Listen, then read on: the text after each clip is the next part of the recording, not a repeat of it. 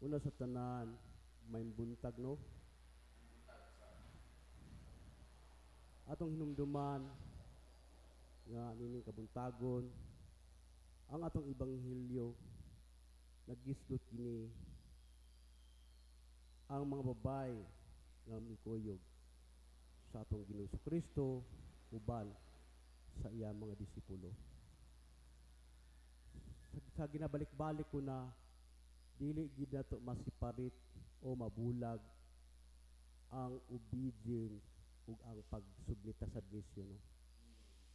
Nakita nato atong ibanghilyo nga gibuhat ang part sa atong Ginoong Kristo sa gisugo sa iyang amahan nga tuwa sa langit, ang pag-adto sa mga lugar nga iyang gituan, mga kalungsuran o kabangayan, mao kato ang kabubuton sa iyang amahan nga sa langit uban sa iyang 12 ka mga disipulo, mga tinun-an ug usab ang mababay nga mikuyog uban kaniya. Mga igsoon atong ibanghilyo ining kabuntagon. Nagisgot kini sa obedience sa atong Ginoong Kristo sa iyang amahan nga atoa sa langit. Diha sa iyang pag-alagad o pagsunod.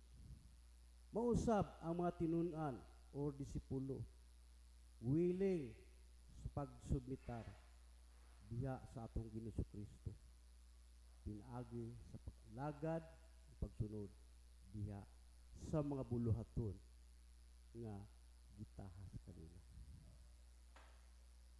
Mausab ang mababay nahimo silang kabahin sa pagpalambo sa gingharian sa Dios.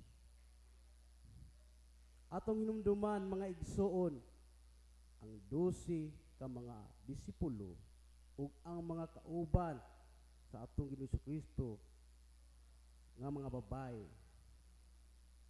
Atong hinumduman nahimo silang panalangin diha sa bulaton dili kabug-aton diha sa pagpangalagad sa atong Ginoong Kristo. Nakita nato nga unsa ang gugma sa mga babae.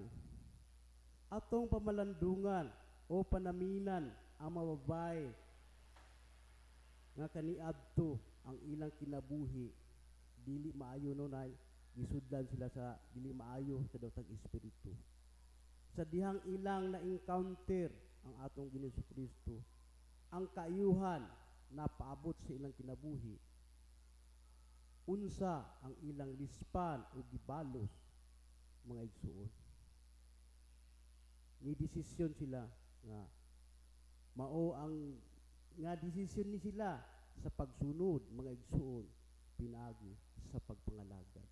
Kita nila nga dili lang enough utob ra sa ilang kuan nga Lord, salamat Lord, imo na kong giayo Lord, ipagawa na nimo ang dawtang espiritu sa kinabuhi, imo na ko salamat Lord, salamat kayo pag-ayo Lord.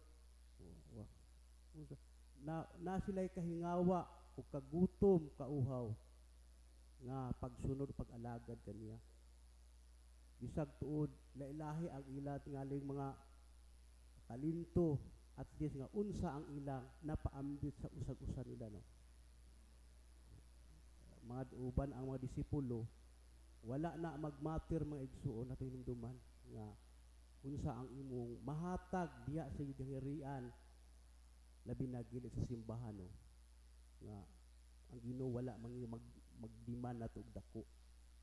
Unsa atong ika-contribute mahatag nato nga kinasing-kasing sama sa dusi katinun-an ug ang mga babae nga nakahatag og kalipay sa atong Hesus Kristo nga miuban diya sa misyon diya sa pagpangalaga. Mausab unta kita karon sa atong pagsunod sa Dios. Isip kita nahigugma diha kaniya. Sabi na maklergy man ta, maobispo, pare, mga diakono, mga laiko, unta mga tanang mga minister. May mo unta kitang panalangin labi na gyud sa atong kinsa ang nasa authority, labi na gyud sa atong obispo. Dili unta ta mahimong babag o kabug-aton diha sa atong mapadayonon sa pag-alagad. Sa katapusan, mga igsoon, atong puy-an diha daw adlaw unsa ang makapahimuot kaniya. Mao gid na humble, mapaubusanin kasing-kasing nila. Mao gid ang yabi gid. Dili nimo mabuhat ang ipabuhat sa Dios kung ang imong kagulingon ituboy sa matag adlaw. Kung imong ipaubos ang imong kaugalingon, ayaw guna imong ipaubos ang imong kaugalingon ug ang Dios imong ituboy diha sa kinabuhi. Diha di mo mabuhat. Unsa ang ipabuhat sa Dios kanato? Sa matag usa, managlahi kita og mga gasa nga talento. Atong nunuman ang usa ka lawas may dagang bahin. Dili ra mata, ilong, pilpakalungat. Kadaya aron mo function ang katibuk-an nga ang ato unsa atong makontribute mahatag diha. Sa ginaingon ko sama sa 12 ka disipulo nga miuban diha sa atong Ginoong Kristo sa iyang pag-adto sa kalungsuran o kabangayan ug ang mga bayi nga naa sila obedient ang submission diha nga mahimo silang panalangin dili kabug-aton diha sa pagpalambo sa gingharian alang sa kahimayaan sa iyang amahan nga tuwa sa langit. Mao na tong ebanghelyo